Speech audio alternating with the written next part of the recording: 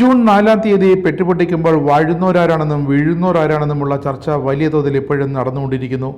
അവകാശവാദങ്ങൾക്ക് മുന്നണികൾക്ക് യാതൊരു കുറവുമില്ല. അതിൽ LDFും NDAയും UDFും ഒട്ടും പുറകിലുമില്ല. 20 സീറ്റും നേടിയെടുക്കുമെന്നാണ് UDFിൻ്റെ വാദഗതി. കേരളത്തിൽ അക്കൗണ്ട് തുറക്കുമെന്നും അത് 5 സീറ്റുകളിൽ വരെ ആകാമെന്നും BJP പ്രതീക്ഷിക്കുന്നു.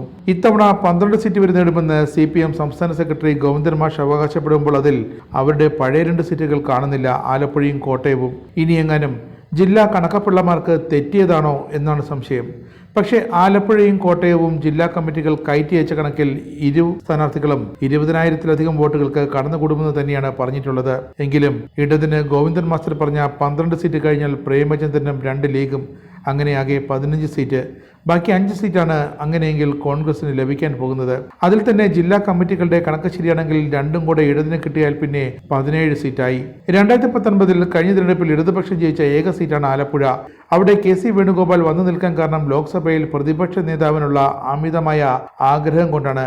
പക്ഷേ അതിന് തവണ വള്ളം കരക്കെടുക്കുമോ എന്നറിയില്ല. എന്തായാലും അങ്ങനെ സംഭവിച്ചാൽ കൈവശമുള്ള ഒരു രാജ്യസഭാ സീറ്റ് എന്നേക്കുമായി നഷ്ടപ്പെടുത്തിക്കൊണ്ടുള്ള കളിയാണ് KC വേണുഗോപാൽ കളിക്കുന്നത്. അതിന് വലിയ വില തന്നെ നൽകേണ്ടി വരും. ഇനിയാണ് വേണുഗോപാൽ ആലപ്പുഴയിൽ മത്സരിക്കുമ്പോൾ സാമുദായിക പരിഗണന അത്യാവശ്യമായി മാറിയതിൻ്റെ വിപത്ത് മനസ്സിലാകുന്നത്. എതിർ സ്ഥാനാർത്ഥി മുസ്ലിമാണ്, AM ആരിഫാണ്. അങ്ങനെ കോൺഗ്രസിൻ്റെ പട്ടികയിൽ ഒരു മുസൽമാനെ തിരികെ കയറ്റണം. ആലപ്പുഴയിൽ ഒരു മുസൽമാനെ കൊണ്ടുവരുന്നതിന് പകരം ഷാഫി പറമ്പലിനെ വടകരയിലേക്കാണ് കയറ്റി അയച്ചത്. എന്തിനാണ്? K മുരളീധരനെ ഒതുക്കണം. അപ്പോഴാണ് പത്മജ വേണുഗോപാൽ സുരേഷ് ഗോപിക്ക് വേണ്ടി തൃശ്ശൂരിലെത്തുന്നു എന്ന വിവരം കിട്ടിയത്. ഉടനെ വടകരയിൽ നിന്നും K മുരളീധരനെ തൃശ്ശൂരിലേക്ക് മാറ്റുന്നു. TN പ്രതാപനെ അങ്ങനെ പുറത്താക്കി പരിഹാരമുണ്ടാക്കി. ഇനി പാലക്കാട്, വടകര, തൃശ്ശൂർ, ആലപ്പുഴ മണ്ഡലങ്ങളിലെ പെട്ടി പൊട്ടിക്കുമ്പോൾ ബാക്കി അറിയാം. ഷാഫി പറമ്പലിനെ പാലക്കാട് മണ്ഡലത്തിൽ തന്നെ നിലനിർത്തിയിരുന്നുവെങ്കിൽ ഒഴിവ് വരുന്ന നിയമസഭാ സീറ്റ് ശ്രീകണ്ഠന് വാഗ്ദാനം നൽകിയാൽ മതിയായിരുന്നു. അല്ലെങ്കിൽ K സുധാകരനെ വടകരയ്ക്ക് നിയോഗിച്ചിട്ട് മലപ്പുറം ജില്ല കഴിഞ്ഞാൽ ഏറ്റവും അധികം മുസ്ലിം വോട്ടർമാരുള്ള കണ്ണൂര് പുതിയ മുസ്ലിം സ്ഥാനാർത്ഥികളെ ആരെങ്കിലും പരീക്ഷിക്കാമായിരുന്നു. എങ്കിലും സംഗതി ജോറായനെ. ഇത്രയും പ്രധാനപ്പെട്ട ഒരു മത്സരത്തെ കോൺഗ്രസും UDFും അർഹിക്കുന്ന പ്രാധാന്യത്തോടെ നോക്കിക്കണ്ടിട്ടില്ല എന്ന് ഇനിയെങ്കിലും രാഷ്ട്രീയ വിവരമുള്ളവർ മനസ്സിലാക്കണം. ഈ നിലയിൽ പോയാൽ UDFിൻ്റെ ഗതി ഇനി എന്തായിരിക്കുമെന്നുള്ളതാണ് രാഷ്ട്രീയ നിരീക്ഷകർ ചിന്തിക്കുന്നത്. അടിസ്ഥാനപരമായി നോക്കിയാൽ ഇക്കുറി പകുതി സീറ്റിലേക്ക് ഒതുങ്ങേണ്ടി വന്നാൽ UDF പിരിച്ചു വിട്ടതിന് തുല്യമായി മാറുന്നത്. ഏതാണ്ട് ഇപ്പോഴത്തെ സ്ഥിതിയും ഒട്ടും മാറ്റമൊന്നുമില്ല. UDF എന്ന് പറഞ്ഞാൽ കോൺഗ്രസ് മാത്രമായി ഇപ്പോൾ മാറിയിരിക്കുന്നു. അപ്പോൾ ലീഗില്ലേ എന്നാണ് ചോദ്യമുണ്ടാക്കുക. ലീഗുണ്ട്, പക്ഷേ അവർ UDFിനുള്ളിലെ ക്ഷയിച്ച തിരുത്തൽ ശക്തിയായി ഇപ്പോഴുമുണ്ട്. സത്യത്തിൽ ലീഗിന് കിട്ടിയ 2 സീറ്റിൽ ഒറ്റയ്ക്ക് മത്സരിക്കുകയായിരുന്നു ഇത്തവണ അവർ. അവിടെ ജയിക്കാനുള്ള തന്ത്രങ്ങൾ ലീഗുകാർ തന്നെ മെനഞ്ഞു. പക്ഷേ കൂട്ടുത്തരവാദിത്തം കാണിച്ചില്ല. സമസ്തയും ഇടയ്ക്ക് കയറിയെന്ന് കോറി. ഇത് തിരിച്ചറിയണമെങ്കിൽ 4 വയനാട്ടിലെ രാഹുൽ ഗാന്ധിയുടെ ഭൂരിപക്ഷം കൂടി വിലയിരുത്തണം. 4 ലക്ഷത്തിൽ നിന്നും ഇത്തവണ പകുതിയിലും താഴെ പോയാലും അത്ഭുതപ്പെടേണ്ട കാര്യമില്ല. നിയമസഭയിലെ അംഗബലമനുസരിച്ച് ലീഗ് ഒരു സീറ്റ് കൂടി മാന്യമായി UDFിനോട് ചോദിച്ചു. പഴയ കുടുംബ പരമനുസരിച്ച് എൻ്റെ ഉപ്പയ്ക്ക് ഒരു ആനയുണ്ടായിരുന്നു എന്ന് പറഞ്ഞ് Congress MMSN, VD Satheesan, K Sudhakaran ത്രയം ആ സീറ്റുകൾ വിട്ടുകൊടുത്തില്ല. ഒന്നാമത് ഒരു സീറ്റ് പരസ്യമായി ചോദിച്ചത് ലീഗ് കാണിച്ച തെറ്റ്, തൊഴുത്തിൽ കുത്ത്. അതാ മേച്ചിൽ പുറത്ത് കാണിക്കരുതായിരുന്നു എന്നാണ് ഹസൻ പറയുന്നത്.